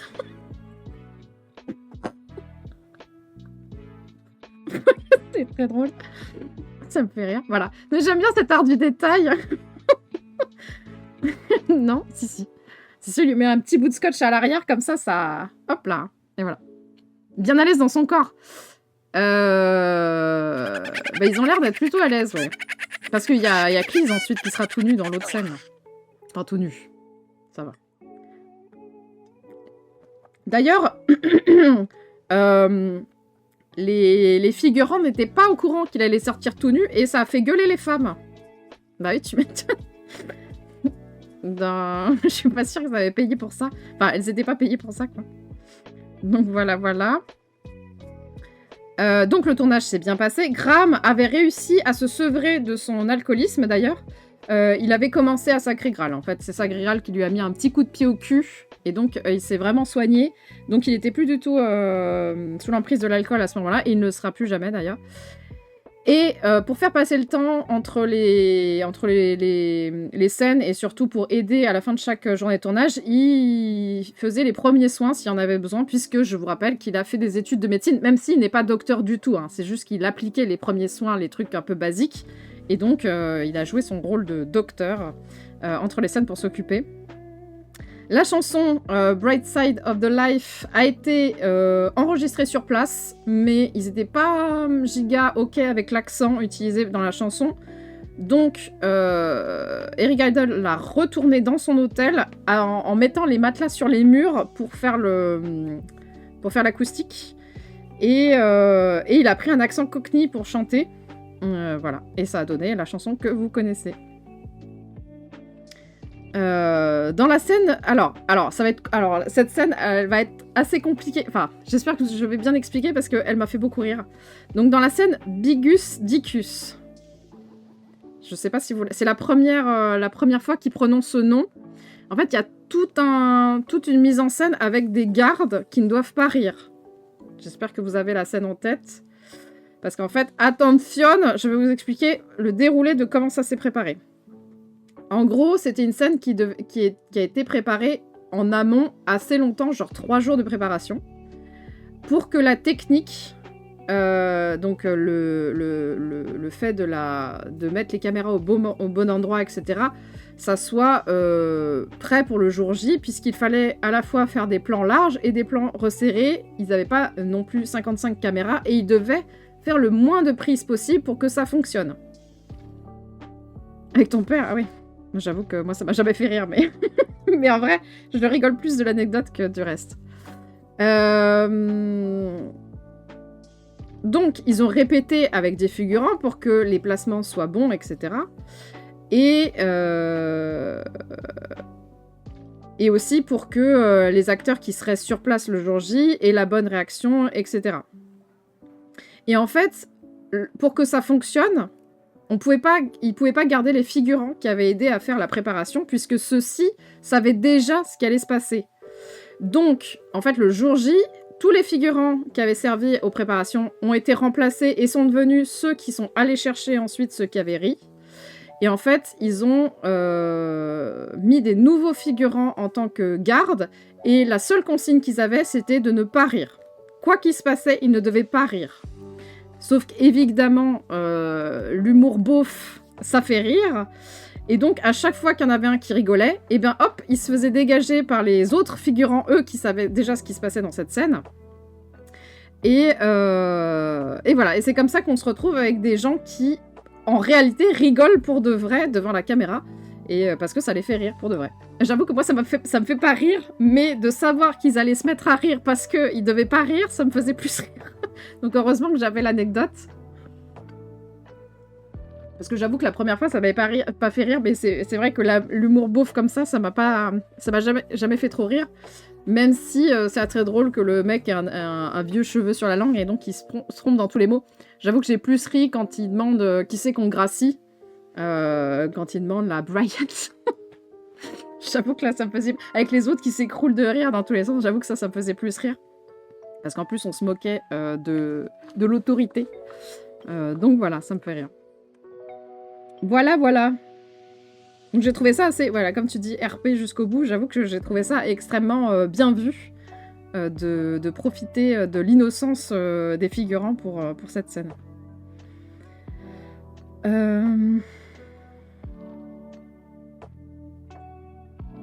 Ah oui, bah oui, tu m'étonnes. Qui se retiennent de rien. Mais j'avoue que même en le sachant, j'ai pas trouvé qu'ils se retenaient... Enfin, j'avais presque l'impression qu'ils savaient déjà ce qui allait se passer. Enfin, c'était bizarre. Je me suis dit, est-ce que j'aurais vraiment eu cette tête? Parce qu'ils ont pas l'air de giga écouter ce qu'on leur a dit, quoi. Ils se retiennent pas des masses, hein. Ou alors, je sais pas. Ou alors, ils les ont filmés à certains moments où vraiment ils allaient craquer. Je ne sais pas. J'avoue que je ne sais pas. C'est John Cleese qui avait demandé à jouer Brian parce que pour une fois il voulait avoir le rôle principal, mais après discussion il a reconnu que Chapman était bien plus intéressant dans le rôle, donc il lui a laissé la place. Ce que j'aime bien en fait dans cette anecdote, c'est qu'on voit et d'ailleurs vous pouvez le remarquer dans les génériques, c'est que c'est pas écrit réalisé par en premier, c'est écrit en tout premier, juste après le titre du film, c'est écrit et interprété par, et il y a tous les Monty Python, parce qu'en fait, eux, ils se revendiquaient plus comme écrivains de sketch, donc humoristes, plutôt que acteurs, et ils n'avaient pas le melon au point de dire que c'était réalisé par telle personne ou que c'était incarné par telle personne en priorité.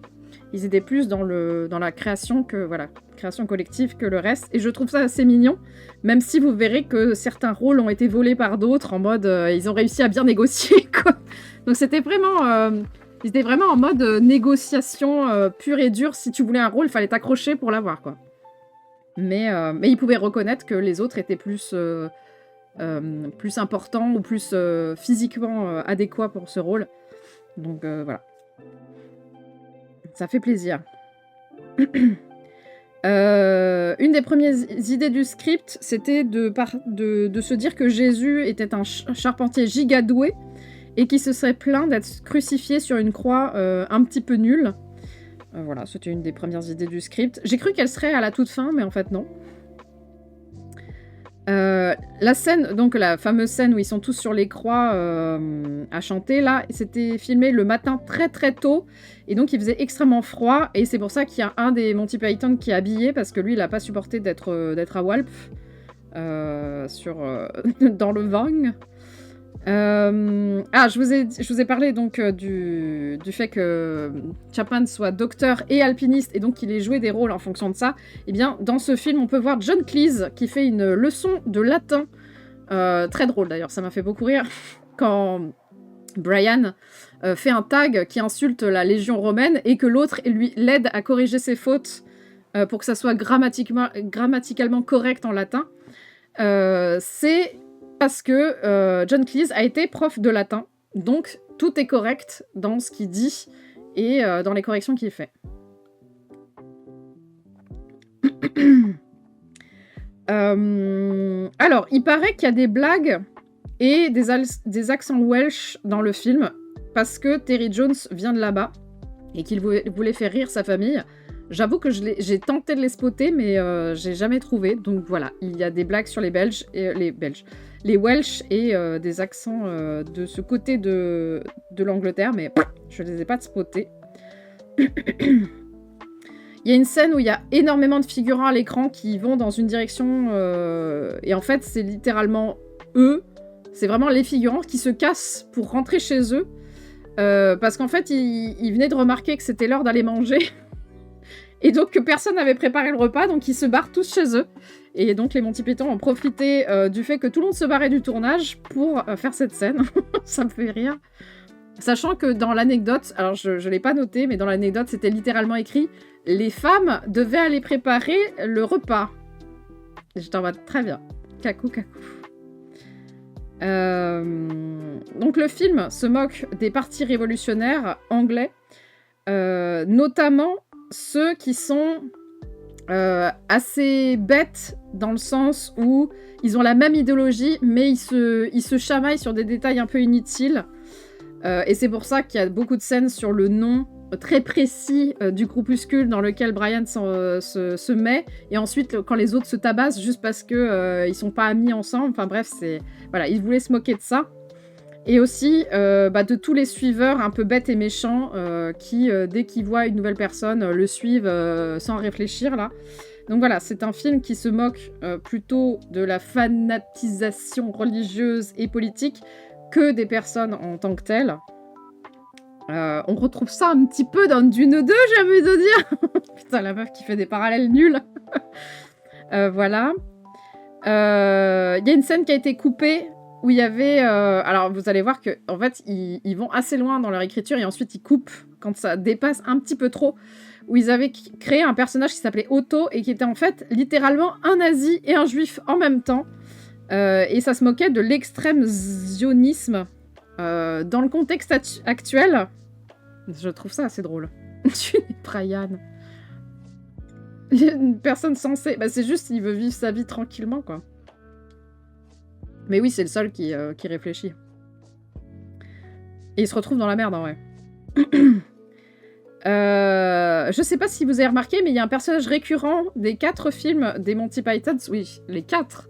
Et c'est Dieu. Voilà, ça m'a fait rire de le remarquer, car oui, effectivement.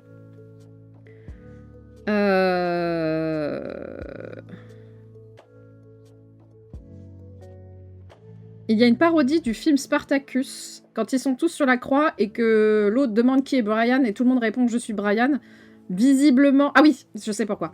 Parce qu'en fait, Spartacus est donc une figure révolutionnaire de la Rome antique. Donc c'est un esclave qui s'est rebellé et qui a réussi à quand même foutre la merde à Rome, mais il s'est fait rattraper et tous ceux qui l'ont suivi se sont fait mettre sur des croix, je crois. En fait, je crois qu'ils se sont fait crucifier aussi. Et donc, c'est un peu je suis Spartacus. Et donc là, tout le monde répète je suis Brian, mais c'est pour l'inverse, c'est pour sauver sa peau. Donc, c'est voilà, c'est l'inverse qui se produit. Et voilà. Toutes les fois, tu crois que Brian va être sauvé, mais oui, c'est insupportable. Et en même temps, je me disais, mais comment c'est possible qu'il va être sauvé alors que, tu sais, tu connais la chanson de fin en vrai. Et voilà. Et une dernière anecdote un peu rigolote. Quand Brian vend les petites conneries à mâchouiller, là, il parle des chips de tétons de loup. C'est une référence, évidemment, à la création de Rome avec la Louve qui a sauvé Rémus et Romulus et qui ensuite créeront Rome. Voilà. C'est tout ce que j'avais à dire sur ce film. Est-ce que vous avez des choses à dire sur ce film ou est-ce qu'on passe au point moulin? Ah si, j'ai un truc à dire. Parce que j'ai fait exprès de mettre cette photo. Parce qu'en fait, il y a un moment... Donc, c'est le groupuscule que Brian va rejoindre. Et cette personne demande à s'appeler Loretta. Et en fait, j'ai un peu paniqué à ce moment-là en me disant « Oui, aïe, aïe, est-ce qu'on va parce que j'avais lu une anecdote sur le fait qu'un des Monty Pythons avait eu des propos transphobes. Et quand j'ai lu l'anecdote, j'avoue que je n'ai pas compris où était le propos transphobe. Donc voilà, je n'ai pas toutes les clés, mais en fait, c'est un rôle de personnage trans. Et j'ai été grave surprise que ça se passe si bien. Puisqu'en fait, il respecte le choix de Loretta et on l'appelle Loretta pendant le reste du film. Donc voilà, j'ai trouvé ça plutôt cool. Et vraiment, je m'y attendais pas, j'étais un petit peu en mode où est-ce qu'on va avec tout ça? Donc voilà. Pardon, pas fait exprès, t'inquiète. Bonjour Louisa, bienvenue. Donc plutôt étonnée en vrai. Entre des personnages... Mais après, ce qui est compliqué avec les Monty Python, c'est qu'ils en font... En fait, ils rigolent de tout. C'est un petit peu comme le Charlie et tout. Et mais le problème, c'est qu'il y a des personnes concernées, notamment le Chapman qui est gay, et donc ils vont faire des références aux gays, notamment dans le sens de la vie, qui devient méta si on connaît qui sont les Monty Python, en vrai. Mais toi, ok au début. Oui, c'est ça. En fait, c'est normal, parce que lui, il joue le réactionnaire. Enfin, il joue le... c'est très bien comme c'est. Enfin, c'était mieux avant les Romains et tout, donc il est un peu braqué. Mais après, il accepte. Il accepte assez vite, en plus, que l'autre s'appelle Loretta, en fait. Et en plus, ce qui est mignon, c'est qu'ils veulent se battre pour des droits que Loretta ne pourra pas de toute façon avoir, mais ils s'en battent les couilles, ils sont juste là en mode on se battra pour toi. Mort 67 raids avec 8 millions de personnes. Bonjour le raid, bienvenue Niamor, comment ça va? Bienvenue à vous. Nous sommes en train de discuter de la vie de Brian. Enfin, c'est la fin de sur ce film. On va pouvoir passer au point moula. Alors, donc je vous rappelle que le budget de ce film est de 5 millions. Vous pensez qu'il a récolté combien? Je vous donne un indice, c'est un stonks. Une dizaine de Romains dans le petit logement. Ah oui, ça passe 10... Voilà, ça dure 10 ans. Et en plus, tout ça pour rien. 100 millions, toujours plus.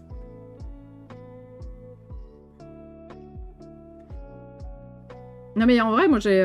La vie de Brian, c'était... En fait, les deux autres films étaient ok. Je m'attendais vraiment à me faire chier, mais en fait, ça va. 9 millions, c'est beaucoup plus. J'ai bien aimé en vrai le côté politique. Coucou Niamor, j'espère que ton live s'est bien passé. C'est plus que 11 millions. Ouais, c'est vraiment les stonks, hein. Alors il y a moins de stonks pour le sens de la vie, mais ça reste des stonks. Stonks. Allez, allez, on monte, on monte, on monte, on monte. Encore, encore. Vous êtes timide.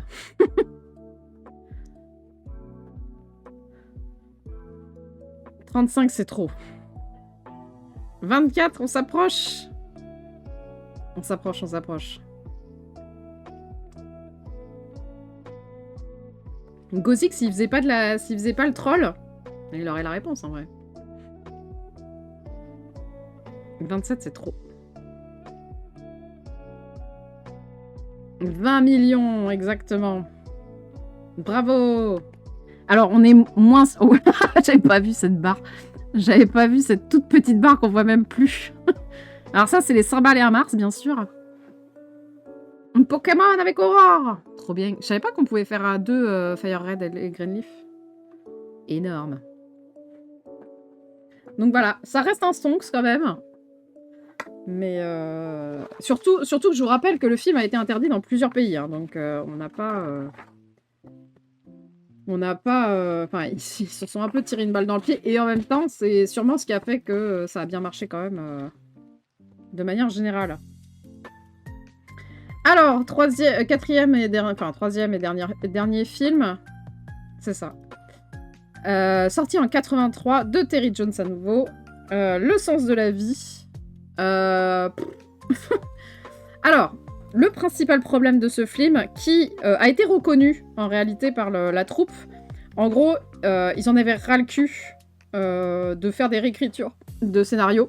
Donc John Cleese, il a dit non, on arrête, et donc ils ont tourné le film.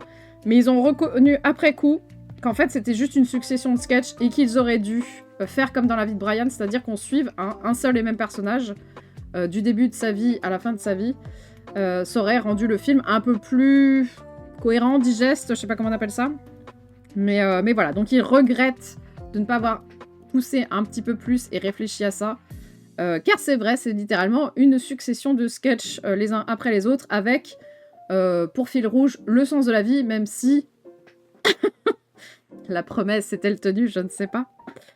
Et vous allez voir, je crois que c'est dans celui-là où il y a le plus de moments un peu débiles. Genre, la première anecdote, c'est quand même que la scène du sperme, donc tous les spermes sont vitales ou ont important, je sais plus. Tout le budget, quasiment tout le budget est parti dans ce sketch-là. Et tous les autres l'ont appris après. Donc vraiment, Terry Jones, il était en mode, vas-y, je fais ma séquence, et après on verra si l'avenir permet de sortir le film. Mais non, quoi. Très bien, Kétaris. On se crée notre set de règles pour faire un genre de Nuzlocke à deux. Ah, très bien. Je connais pas. Je suis pas très Pokémon, Nuzlocke, tout ça. Donc voilà, donc je trouve vraiment que c'est des réactions de mecs qui foutent la merde dans leur propre projet, donc ça me fait beaucoup rire en vrai. La deuxième anecdote du même style, c'est que Crimson Assurance, qui se retrouve être l'introduction du film et un petit bout au milieu, c'est réalisé entièrement par Gilliam, qui avait son projet en fait à part, c'est-à-dire qu'il avait son équipe à lui, ses acteurs à lui, et son endroit pour tourner à lui, donc vraiment il faisait ce qu'il voulait. Et en fait, au départ, ça devait être juste un petit segment de 5 minutes, et c'est juste parce qu'on lui a pas dit de s'arrêter que le truc fait 30 minutes à la fin. Qu'est-ce que... C'est vraiment... On m'a pas dit de m'arrêter, j'ai continué. Ah, très bien, putain. Tout le budget est parti dans le spam. Ah, une vibe Brésil. Putain, je connais pas Brésil. Non, je crois que j'ai jamais vu. Donc voilà. Donc cette introduction... Enfin, ce morceau de film qu'ils ont gardé, je sais pas ce qu'ils ont pensé de tout ça. Donc ils l'ont gardé, il a été raccourci de 6 minutes et il est devenu l'introduction du film parce que c'était trop bizarre, sinon ça rentrait pas avec tout le reste et ils allaient pas gâcher tout ce travail en gros. Donc voilà, c'est pour ça qu'on se retrouve avec cette introduction qui n'a aucun sens, ce qui est vrai qui était un petit peu longuet, j'ai trouvé aussi, mais qui quand même est assez drôle, je trouve. On va repartir sur la scène du sperme. Vous avez l'air... Enfin, Guettarez a l'air de bien l'apprécier. Et en fait, à un moment donné, t'as le père, donc joué par Michael Palin, qui dit si seulement je pouvais mettre ce petit bout de plastique sur ma bite. Devant les enfants, il n'a pas dit ça. Il a remplacé coq par soc. Et en fait, ça a été redoublé ensuite pour qu'il puisse redire coq comme le script l'exigeait. Sachez que la plupart des enfants ne savaient pas ce qu'ils chantaient, puisque littéralement ils disent que Guetarez a écrit dans le chat. Donc vraiment, what the fuck ça. Le gars qui marche le mieux sur cette intro, c'est son incrustation au début du film. Attends, j'ai pas compris. Son incrustation, c'est-à-dire?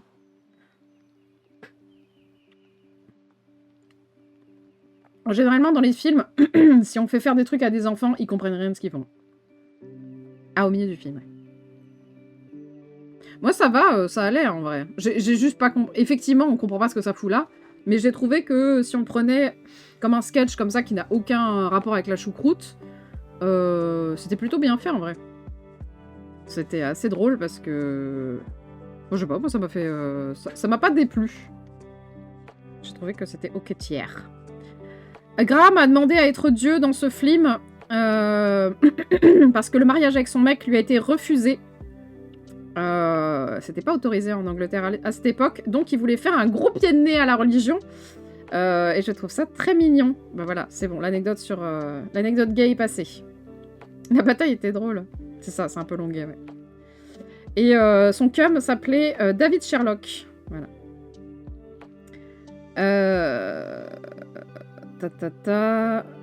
Cleese a carrément décrit le film comme étant un film connerie, et donc il n'est pas à la hauteur des autres selon lui. Effectivement, il a reconnu qu'il fallait suivre un personnage pour que ça soit plus clair, mais il reste satisfait de ce qu'ils ont fait.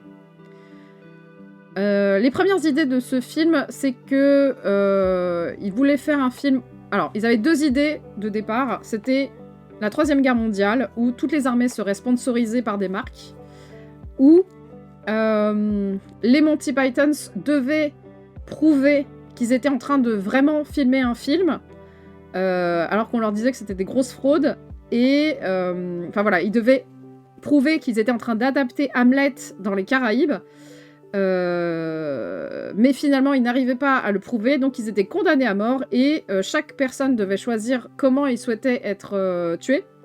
Et c'est pour ça qu'on se retrouve avec une séquence où il y a un mec qui court poursuivi par des meufs à poil, et en fait ça vient de là.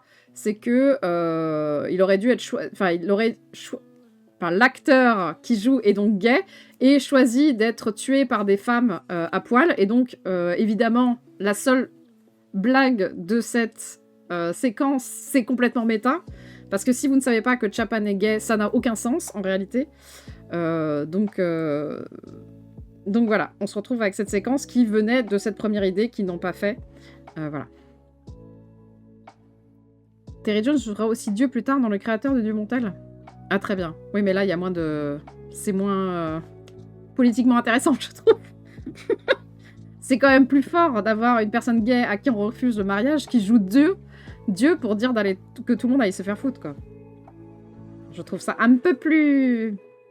Mais oui, ils adorent Dieu, hein. C'est pas pour rien que Dieu se retrouve dans chacun de leurs trucs, quoi. Alors après, je sais pas si vous avez remarqué, mais beaucoup de leurs sketchs sont basés sur la religion. Et en vrai, il y a beaucoup de... Notamment celle de... la partie sur le sperme, c'est clairement une grosse... comment on appelle ça? Un gros... Enfin, carrément, il y a un des personnages qui dit que la religion... Alors, catholique... c'est quand même le Moyen-Âge, entre guillemets, en mode tu niques, tu fais des enfants, quoi. Ouais, le couple de protestants. En vrai, j'ai adoré ce dialogue. Surtout que la meuf, elle est vraiment trop horny, ça m'a fait trop rire. En vrai, j'ai adoré. La provoque, voilà, exactement. Franchement, j'étais un peu en mode bas les couilles du sketch sur le sperme. Mais le dialogue juste après avec le couple protestant, ça m'a... J'ai adoré. Ah oui, et surtout... Ah bah voilà, c'est... en fait, dans le fond, vous voyez tous les enfants qui sortent. Il y a au total 63 enfants qui sortent de la maison, mais pour que ça dure le temps de la séquence, en gros, ils sont sortis plus d'une fois. C'est-à-dire qu'ils ont dû re-rentrer et ressortir. Voilà, mais on le voit souvent. Il y a des films qui utilisent cette technique, quoi. Donc voilà, vraiment ce dialogue avec le couple protestant et l'autre qui est orni en mode tu veux pas aller en acheter? Ça m'a fait beaucoup rire. Ça me fait beaucoup rire.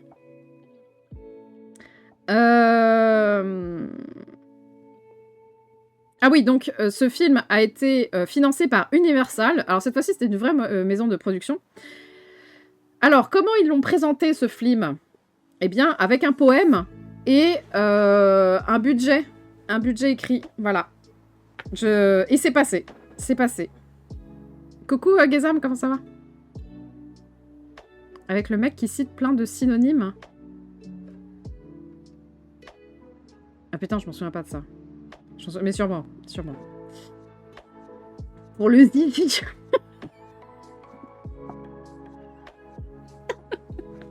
Les zizi. Très bien. Court-métrage d'intro du sens de la vie. Oui, oui, il est dedans. Il est dans le film. Il est compté. Ça fait partie du sens de la vie. Les zizi. On en a parlé un petit peu d'ailleurs.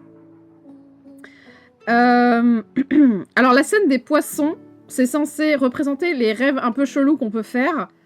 Mais Gilliam reconnaît que c'était pas très clair. C'est vrai que c'était pas très clair, mais moi ça m'a pas dérangé en vrai, j'ai trouvé ça assez mignon. Avec les petits poissons qui se disent tous bonjour au début là.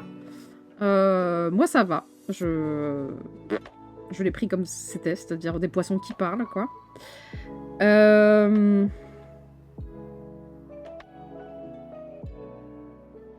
Ah, la scène du tigre, putain ça y est, je m'en souviens. Il y a une scène donc effectivement où ils sont en train de parler à deux furries là, qui sont déguisés en tigres. Et il y a Cleese qui avait une intoxication alimentaire ce jour-là, et donc il est parti vomir entre chaque séquence. Et en fait, quand j'ai fait les anecdotes avant de voir le film, et en fait, je me souvenais plus que c'était à la scène du tigre, et donc j'étais en mode, ça se trouve, l'intoxication alimentaire s'est passée à la dernière scène. J'étais en mode, c'est très drôle. C'était très drôle, le vomitoception, mais en fait, non, c'est le tigre, ce n'est pas le vomitoception. Un peu déçu. C'est la meilleure chose de ce film. Ah bon? Interrompu par la mort. Par contre, elle, le repas avec le gros. Alors moi, je trouve pas que ça soit la meilleure chose de ce film. On vient juste de dire que justement, elle était beaucoup trop longue. Elle est sympa, mais beaucoup trop longue. Et comme on l'a dit, c'est tellement en dehors de tout le reste, ça n'a aucun... Enfin, moi, ça n'a aucun sens. Mais bon, c'est pas grave. Hein. Moi, je suis assez, comment on dit, bon public. Mais voilà. La scène du repas avec le gros, alors ça, c'est pas si terrible que ça, en vrai. Ça a l'air terrible, mais c'est pas si terrible que ça. Enfin, je l'ai revu. J'ai cru que ça allait me déranger, et en fait, pas trop. Parce qu'en fait, faut vraiment le prendre comme des métaphores à chaque fois. Hein. J'ai encore le poisson de la séquence Where is the fish. Incroyable absurdité. Bah, je pense que c'est ça le principe, en fait. C'est qu'il n'y a pas de poisson et qu'il n'y a rien à chercher. Je pense qu'il faut prendre comme une métaphore de personnes qui ne s'arrêtent jamais, quoi. J'ai pas revu depuis longtemps. Ouais. Bah, tu vas voir qu'il y a une autre personne que ça a marqué. Alors, malheureusement, ne t'associe pas à cette personne, s'il te plaît, mais voilà. Bah, justement, parlons de Créosote. Donc, Créosote, c'est le personnage obèse dans la séquence avec le repas. Qui a marqué énormément de personnes. Moi aussi, ça avait marqué, évidemment. Qui ne peut pas être marqué par cette explosion littérale d'une personne. Alors, c'était Terry Jones qui devait jouer le rôle de Créosote, mais il a été volé par Gilliam. Et d'ailleurs, ce sketch a été sauvé par Cleese parce qu'il trouvait que la partie du serveur était la plus drôle, donc je vous avais annoncé ça tout à l'heure. Cette scène a duré 5 jours de tournage. Et il y avait beaucoup trop de faux vomis achetés par la production. Ça puait la mort. Il fallait aérer et nettoyer parce qu'en fait, à la fin des 5 jours, il y avait un mariage qui devait se dérouler dans le même endroit. Et j'avoue que quand je sais ça et que j'ai regardé la séquence, j'étais en mode, le mariage, il a dû bien se passer. Ça a dû être immonde. Non, en vrai, peut-être qu'ils avaient réussi à rendre l'endroit propre et, après le tournage, parce que vraiment, je veux bien croire que ça devait puer. Alors après, ça m'a aidé de savoir que c'était du faux vomi, évidemment, c'était pas du vrai vomi. Qui peut vomir en telle quantité? Mais voilà, mais moi qui suis hémétophobe, bizarrement, ça ne m'a pas dérangé, parce que je pense que le film est tellement absurde, et faut tellement le prendre à un sens métaphorique et symbolique et politique et tout ce que vous voulez, que ça ne m'a pas touché, ni même son explosion d'ailleurs, que j'ai trouvé plutôt voilà, banal. Ou peut-être que j'ai une tolérance qui a vraiment baissé, quoi. Plomber les notes, ouais. Et notamment, l'explosion de ce corps a dérangé Tarantino. Voilà. Donc vous n'êtes pas seul si vous avez été dérangé par ce film, enfin cette séquence. Tarantino aussi, et il a trouvé que c'était la scène la plus graphiquement dérangeante qu'il ait vue au cinéma. Quand je l'ai revu, franchement, je n'ai pas trouvé ça extrêmement dérangeant, mais vraiment mon niveau a dû baisser de ouf parce que je sais qu'à une époque j'étais choquée parce que je venais voir.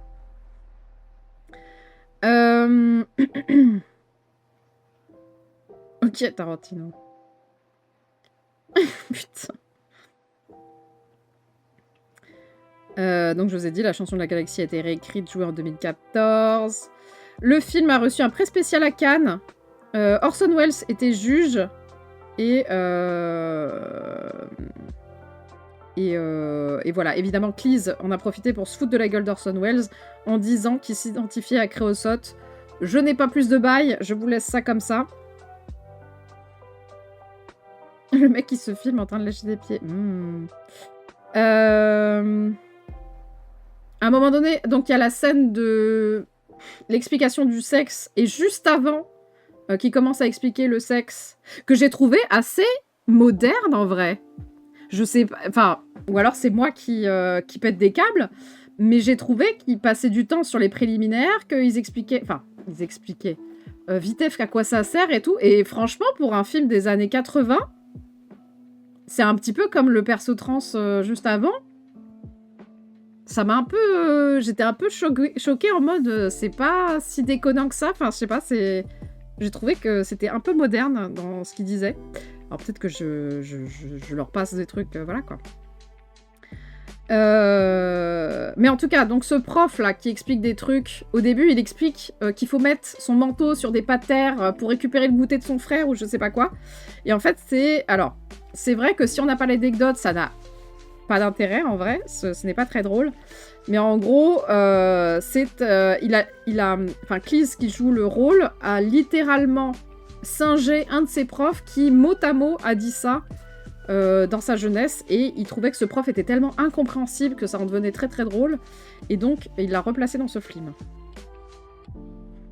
Oui, j'ai vu, oui, Guettarez, exactement. Exactement. C'est pour ça que vraiment, quand j'ai vu Le Sens de la vie, je m'attendais vraiment à pas aimer.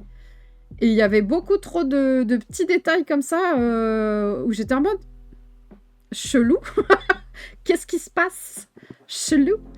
Donc voilà, ouais, moi aussi j'ai été... j'étais en mode not bad. Donc voilà. Ça, je vous les ai déjà dit. Il y a une apparition de Michael Caine, vous savez, Alfred. Voilà, c'est son rôle le plus connu, bien sûr. Il joue dans la section War, dans la section bagarre, enfin War à Zulu. Voilà, donc vous pouvez le voir dans le fond. Il est là, je ne sais pas où, je ne l'ai pas trouvé.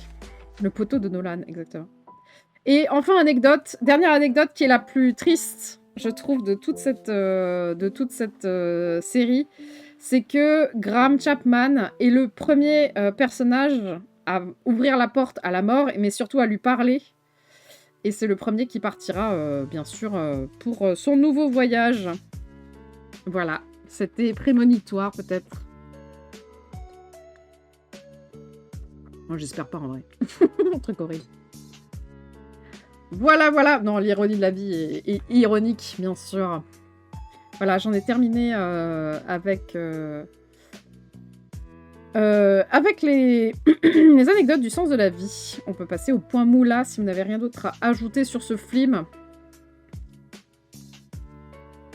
Vraiment, j'étais un petit peu... J'étais surprise en vrai par ce film. Je m'attendais vraiment à pas l'aimer, à m'emmerder vraiment sec devant, mais ouais, il y avait quelques détails assez intéressants. J'ai rigolé aussi à plein de moments. Je ne m'y attendais pas. Bon, après, il y a des moments où je me suis fait chier, hein. mais voilà. Alors, le point moula. Ce film a un budget de 9 millions. Un chouille plus que La vie de Brian. Vous pensez qu'il a récolté combien? Attention, c'est un stonks, mais moins que La vie de Brian.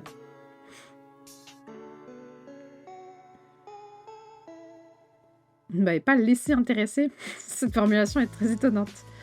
Mais oui, non, mais moi non plus, je l'avais jamais revu. Hein. Moi, comme j'ai dit au début, Sacré Graal, c'est un film que j'ai vu 10 à 15 fois. La vie de Brian, c'était la deuxième fois que je le voyais, et pareil pour Le sens de la vie. Bravo Guetarez qui fait un sans faute direct. Voilà, bon, je sais pas pourquoi je me baisse, de toute façon. Donc voilà. Un peu moins de stonks, mais quand même. Quand même. Headshot.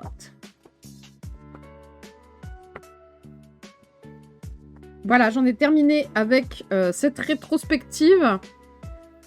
Voilà, donc évidemment, tout le monde va être d'accord. Et comme on le disait au début, Gezam, sache que Sacré Graal, c'est le film le moins aimé de la troupe.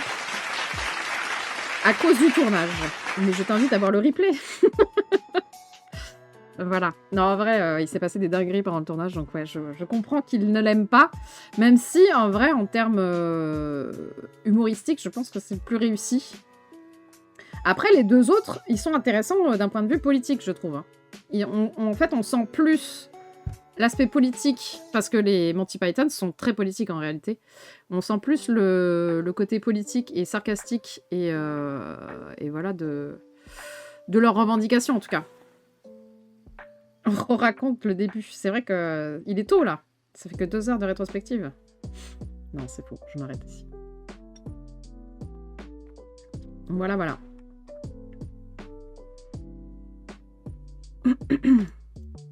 Voilà.